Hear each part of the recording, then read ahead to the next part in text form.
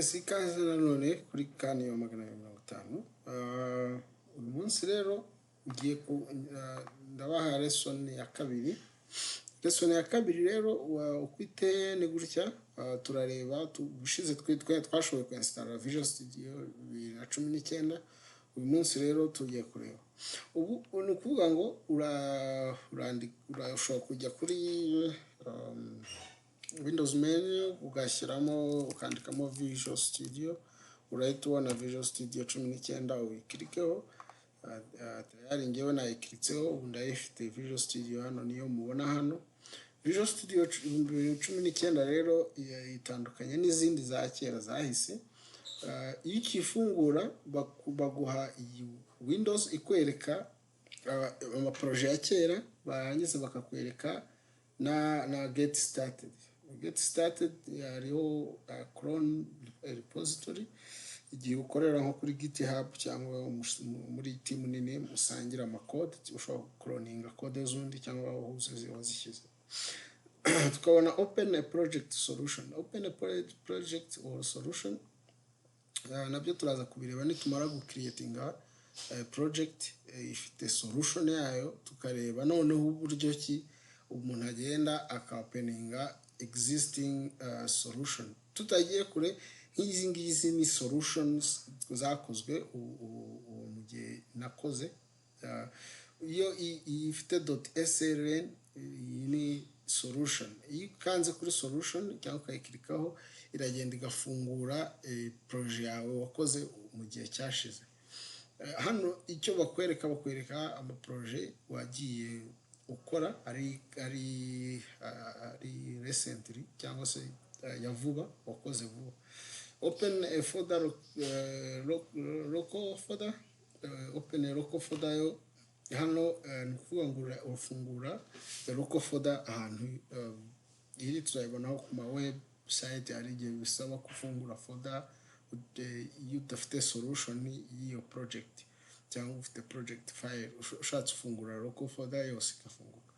Uyu munsi rero turakora create a new project, kuko ndikuwe ko Visual Studio 2019 ikora. Iyo dukanze kuri create a new project, ndizera ko ibyo byose ariho wakanze nawe. Iyo kimara gukanda kuri create a new project, of course bakwereka recent project template. Recent project template twakoresheje nyine ni console app.net core. Bigenda nyine bikurikirana. Uyingira ngo niyo latest.net core. Hano icyo turabona hariho languages, all languages, cyangwa se languages.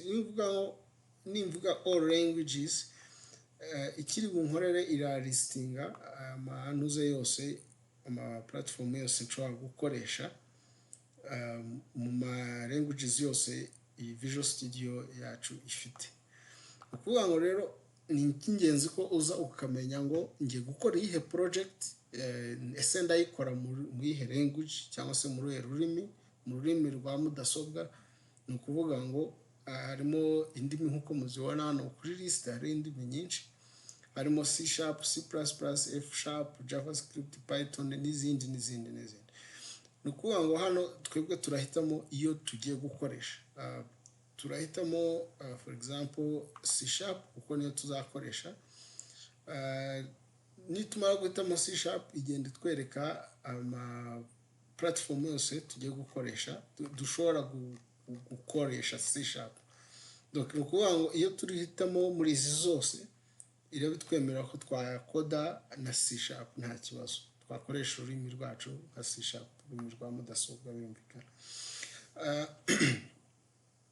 Nyuma y'ibyo hano uraza ukareba ururimi nyine ruhuye na project ufite cyangwa se intego zawe ushaka kugeraho. Ariko ko turi kwiga nyine twebwe tuzahera kuri console app.net core. Ni command line, actually ni command line application za application ubona nkuko twandika for example cmd hano, nkuko ubona iyi cmd yacu hano, donc les programmes ziraninga muri cmd command line. Now muri iyi ntuze hano iyi platform drop down list, ariyo list yacu hano ya platform, tubonamo Android, tukabonamo Windows, tukabonamo izitandukanye. Kwa ni selecting Android already tubona ko bampaye class library. No izindi zibura nshobora kuzinstalamo iyo nshaka kudevelopa project yanjye ijyanye no gukora kuri Android. Igihe project yanjye yacu turayizi, hari Linux, hari iOS, hari Mac OS, harimo byinshi. Igihe project yacu ijyanye no gukora Windows ariho tuza tugasangamo harimo of course ASP.NET, Core Web Application ariyo ikora ibyama web n'izindi. Now kuri project type dushatse hano turaza ubu ni uburyo bwo gufilteringa bwo kugira ngo ugere ku cyo ushaka vuba byihuse. No kuvuga ngo igihe cyose wakoze neza ukavuga console irahita kujyana kuri ya console yawe. Urabona ko tugiye gukora Windows console, no kuvuga ngo hano tugiye gukora C# Windows console. Urabona ko hano dufite console, dufite .NET framework console, tukajyana .NET core. So hano bari amahitamo na yacu, ida dukoresheje .NET framework cyangwa tugakoresha .NET core nta kibazo, byose twabitamo. Kuri uyu munsi turahitamo kuri iyi lesson yacu ya kabiri turafata .NET core console app, ko niyo tugiye kwibandaho twiga. Iyo dushatse ariko dushobora no kuinstalla izindi tools and features zishobora kuba zihari nkuko zigenda zikorwa umunsi ku munsi. Murabizi ko ibintu bya software development bigenda bikura buri munsi. Dukomeje ubwo twahisemo ibyacu, ndizera ko turi kumwe. Buri wese yahisemo C# Windows console, and then ugaklika kuri console app.NET core. Uyu ukoze next, aha rero tuba tugeze, ni ukuvuga ngo tugeze noneho hahandi tugiye gukora project. Dukuvuga ngo tugiye creating a project na tunadecide aho project yacu console app tuzayibika. Icyambere rero kibaho hano ni uguha project name. Dushobora kuyiha isomo rya mbere, dushatse twayiha isomo rya mbere, isomo nimero ya mbere, numero 1. Ni byiza ko nuhi iri zina uriha risa nk'iriri mu ijambo rimwe. Niyo mpamvu hano twagiye dushyiraho underscore, tugashyiraho underscore, ariko ibintu nyine ushobora kuriya izina wumva ko uzibuka. Niba ureba neza hano hasi kuri solution name already hahise hajyaho isomo number 1 cyangwa nimero 1.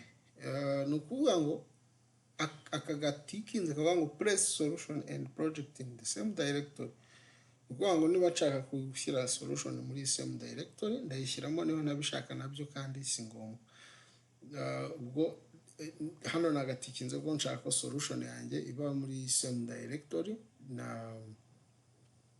na project yanjye aho ngiye kuyishyira ariho ahangaha. Ni ukuvuga ngo iyi niyo location nahisemo ndi bushyire ya project yanjye, ya file project. Ni ukuvuga ngo cyagiye umuntu akubwira ati nzanira project yanjye kuri flash yawe, kuri flash, cyangwa se ubaye ngombwa ko uyifata ukora backup uhindura laptop. Ni ukuvuga ngo ujya ahangaha ukareba isomo number 1 ugafata folder yose. Niyo mpamvu nashyize solution in the same folder kugira ngo bizanyorohere mu gutwara project yanjye mu gihe naba ngiye kuyiha nk'undi muntu ngo ayikomeze ayikoreho cyangwa se ngiye kuyikorera backup n'ibindi byose. Ubwo iyi niyo location twahisemo, and then niba tugeze hano icyo nkora ubwo hano uburangije gucreatinga project, ubwo wakonfigurinze neza project yawe, then ukora create. Ubwo ibijyanye no kuvuga ngo gukora project hano ukoze project yawe, nta kindi kiba gisigaye uretse nawe gutangira noneho ukajya muri za code, ugatangira gukora development yawe nkuko wabyifuzaga. Mu gihe rero igifungura aho ndi gukorera code zanjye, murabona ko deja muri ya folder yanjye deja ubu ngubu mfitemo isomo number 1. Iyi folder rero iyo nyifunguye urabona ko mfitemo icyo bita solution, nkagera na CSP ariyo project. Urabona ko uko igenda ikonfigura amafile yose, amafolder nkeneye yose ari kuzamo hano. Solution rero ikimaze kinini ni ukuvuga ngo hari n'ama project dafite solution nayo irakora nta kibazo, gusa solution ni nkayo irinkinga imenya ibibitse configuration za projet yawe. Ni ukuvuga ngo ukanze kuri solution izi aho iri bukure ibi byose tuzabibona nk'iyo wongeyemo ibintu byinshi muri ufitemo amafolder arenze imwe, then hari amafolder ya object debug nubwo dukunda kuyarebamo cyane, and then hari bin debug, iyi ni ngombwa .NET Core iracyari empty of course. Ni ukuvuga ngo niho haba habitse yama exe dushobora kuraninga noneho akexecutinga program yacu. Okay, now ubwo turabona ko C# Visual Studio Console yafunguye. Turabibona hano imbere yacu isomo number 1 cyangwa se nimero 1. Uretse ko nanibeshya ari isomo nimero 2 ntacyo bitwaye, ariko ni ukuvuga ngo iyi ngiyi niyo bita namespace. Namespace rero akaba ariyo izagenderwaho niba tuzagenda twongeramo amaklasi muri iyi project yacu hano. Ni ukuvuga ngo iyi namespace buri gihe izaba igaruka kugira ngo yireferensinge, itume umuntu ashobora kumenya ngo iyi class yanjye iri kumwe n'izi class, nta kibazo none nayikoresha hariya nkayihamagara na hariya. Bigufasha kuba wahamagarana amaklasi atandukanye yahamagara. Ni ukuvuga ngo muri namespace imwe ushobora kugiramo amaclasses menshi, ariyo tubona hano. Class yacu ni program, class ya console buri gihe aba ari program. Ni ukuvuga ngo hano dushobora kugiramo amaclass 1000 tubishatse, ariko ni byiza ko buri gihe ni umwitozo mwiza buri gihe utandukanyije amaclasses yawe, ukareka main ikaba ariyo isigarana the main thing nyine is executing, ikaba ari isigarana umwimerere wo gukora akazi kandi gakomeye. Noneho ya maclass yandi vanze azaguteranyiriza, tuvuge niba uri gukora calculator cyangwa se niba ari mubazi niba ari iki, ni ukuvuga ngo bizagufasha ko uzagenda ubikorera ku ruhande. Iyi rero tubonamo hano hagati ni static void main. Ni ukuvuga ngo iyi main niyo main method. Iyi ni wumva muri programming bavuga ngo main method, iyi niyo main yacu. Iyi main yacu rero iyo operating system ihamagara, iyi ngiyi niyo iyo uraninze ukanze ya exe operating system yacu ijya gushaka iyi main, akaba ariyo none iyi main iyibwira mfite amaklasi runaka, genda uyahamagare hariya, mfite ndi gukora ibi. Ni ukuvuga ngo noneho iyi console right line yo ikidufasha ni kutwereka, ni console niyo iri butwereke idukuvuga ngo turi kuyibwira ngo twandikirire ijambo kuri ya command line, muraza kubibona nitubiraninga. basically iyi niyo ntangiriro ya programming. Niba ushaka gutangira ni hano utangirira. Ibi ni ibintu ugomba kumva neza. Hano hejuru urabonaho using systems. Using system nama reference ni reference z'ama libraries. Tuzabibona nabyo hari igihe ukenera nko gukoresha library, wenda umuntu yarangije gukora library ya calculatrice cyangwa calculator. Ni ukuvuga ngo niba yararangije kuyikora ushobora kuyihamagara hano, noneho iyo wayihamagaye hano ugakoresha ya method ari muri ya library yo ukajya uyibwira ati nteranyiriza, ukayiha rimwe kabiri, ikamenya ko iri buteranye rimwe kabiri. Utiriwe ujya kubiprograma, noneho ukabyohereza kuri ya reference ya calculator akaba ari izabigukorera. Hari abantu benshi bafate umwanya wabo bakicara bakaba babikora bakabitanga ku buntu, ubishatse wese akabikoresha. Noneho rero ni ukuvuga ngo ikindi kintu tugomba kureba hano muri Visual Studio yacu ni ukuvuga ngo tuba dufite debug niho tuba twahisemo. Ushobora guhitamo release, niho tuba twahisemo ko ariho ya exe cyangwa se ya exe ya executable file cyangwa se ya file to operating system ukandaho ikaba yamenya ibyo gukora. Niho iri buve, ni ukuvuga ngo niho iri bube ibitse. Igihe cyose dukoze build, nayo turaza kubibona build, niho ya exe igenda ikibika, ariyo actually iyo turaninze iraninga is code, ibwira is code tangira running. Ni ukuvuga ngo tukaba dufite na NCPU hano, aka ka NCPU ni ukuvuga ngo izaraninge kuri CPU ari yose, ari ikoresha 64 bit cyangwa 86 bit cyangwa 32 bit.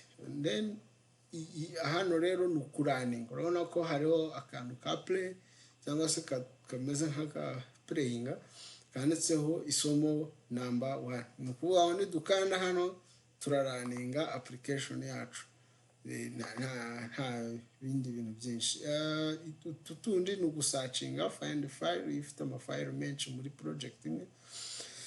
Ikindi cy'ingenzi ni comment na uncomment. Ibyo ni ngombwa kubimenya. Ni ukuvuga ngo hano tudashaka ko hari ikintu gikorwa tukora comment. Iyo dukoze comment hano tuba duhagaritse ya ntuze yose, tuba duhagaritse. Ni ukuvuga ngo iyi main niba executed, main yacu niba executed ntabwo iri bubone uyu murongo. Uyu ntabwo iyibara nko mu murongo igomba ku executa cyangwa se igomba gufata nka code, igomba gufata izo instruction zayo.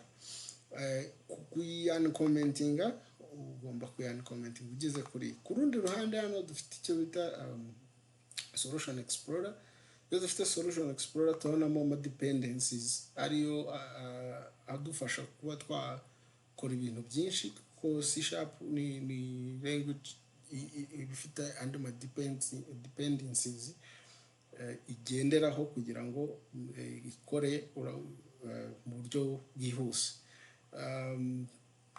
Ni ukuvuga ngo hano hariho Microsoft.NET Core, turazibonamo nyinshi, ama library ni menshi. Tukabonamo nanone program ariyo program.cs, ariyo ya class yacu, ariyo urayibona niyo program hariya. Ni ukuvuga ngo igihe tuyikritseho hano tukaza tukabona again irongera buri class burya automatically ibifite constructor yayo. Icyo bita constructor ni ukuvuga ngo buri gihe uhamagaye class irabanza ikirema mu bwayo, nicyo twakwita nka constructor. Noneho hano tukaba dufite main method n'ama method. Ni ukuvuga ngo hano twongeramo izindi method nazo iragenda zilistinga under main method. Yes, main method. Muri make iyi niyo Visual Studio, iyi niyo ntangiriro. Then iyo turaninze our code ni uguklika hariya, ushaka kuraninga ibi byanditsemo ntacyo wahinduye.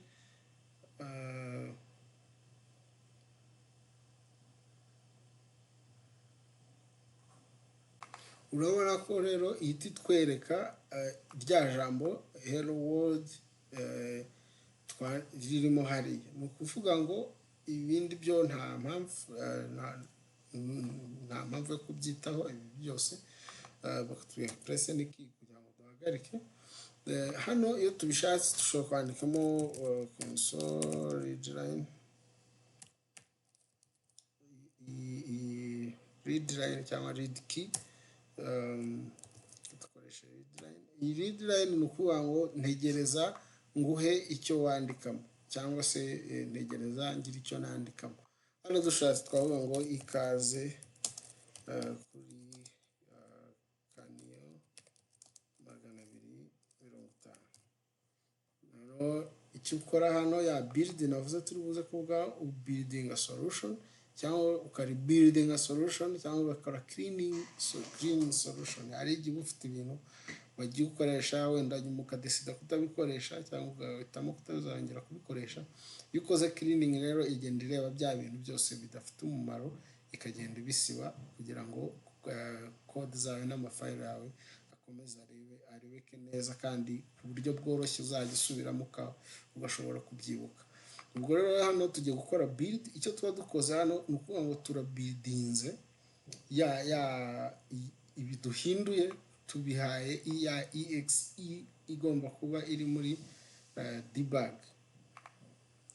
Nitureba hano neza muri ya bin debug, urabona ko dufite ya exe number 1. Ni ukuvuga ngo nituza hano muri iyi folder tugakirika iyi exe number 1, ni kimwe neza nk'uko twaraninga ya yindi tuyiraninze hariya. Ni ukuvuga ngo akangaka ugateruye ukagashyira ahari hose kazagukorera, ni ukuvuga ngo kazamenya kwandika ikaze kuri kaniyo 250. Ibi rero dukoze ni kimwe nk'uko n'ubundi twakora gutya. Impamvu rero yo kubiraninga gutya ni ukugira ngo iyo uri gukora porogaramu yawe uri kwandika amakode bigufasha kuba wakwandika none iyo uraninze kuri ukagenda ukora icyo bita kudebuginga, ureba se hano harimo ayahe makosa, bikanagufasha kuba wabona ukuntu code zigenda zexecuta imwe ku yindi ubishatse. Hano rero ku ruhande urabona hajemo ibindi bintu bisa nkaho ari fancy. Hano ibikwereka uburyo memory iri gukora, memory ya machine iri gutwara izindi zose event ziri kuba. Ubu ngubu hano nta event dufite, memory usage na twayireba, CPU n'ibindi igihe biri ngombwa. Iyo ushatse stopinga debugging urastopinga hariya. Noneho hano ku ruhande kuri aka kantu niba mukabona neza, igihe cyose nkiritseho navuga nkiritseho hakaza akantu k'umutuku, ni ukuvuga ngo cyagenda uburaninge hano ndayibwiye nti nugera hariya mbere y'uko urangiza gukora uhagarara. Ni ukuvuga ngo hano ihagaze iri kumbwira ati hey, urabizi ngiye kuexecuta uyu murongo niwo ngezeho nkora code zanjye. Muri izi args nta kintu na kimwe bampayemo, urabona ko ni 0 value hano hasi. Ni ukuvuga ngo ninkomeza nkavuga okay ngaho komeza, iyi ni kwemerera gukomeza kugenda ku wundi murongo wa kabiri, ariko ushaka gukomeza none udahagaze uhita ukanda hariya continue. Ni ukuvuga ngo nimanuka hano ubwo iyi code deja system yarangije kuyumva, yanayikoze, yanayibwiye ibyo gukora, byarangiye. Noneho hano ndayibwiye read key, irarebye nta yindi code hari, irahita inyereka aho ngeze. Ni ukuvuga ngo ibi ngibi impamvu nyamukuru ushyiramo ibi ngibi ni igihe ushaka kuvuga uti hano wenda nashyizemo ibintu byo gukuba, guteranya, kugabanya, ariko ushobora kwibeshya noneho ukabona uri kubona igisubizo gitandukanye n'icyo warutekereza ugomba kubona. Niyo mpamvu rero ushyiramo iriya debug kugira ngo ugende ugufasha kureba ngo hariya nashyizemo 5 niyo yafashe, hano nashyizemo 6, uzi ko iriya 6 iri kugera ikayihindura 5, ariyo mpamvu ndi kubona igisubizo gitandukanye. Muri make niyo basic. Nizere ko rero isomo ryaryoshye nubwo ari gakeya, ariko nta giteye ubwoba. Programming ni iyi ngiyi. Kora like niba wakunze isomo, ukore comment ku byo ubona wenda twazasubiramo cyangwa se ubona twahindura kugira ngo turusheho gufata uyu mwanya wacu umuntu nawe yafashe avuga ngo dusangire ubumenyi. Murakoze, umunsi mwiza.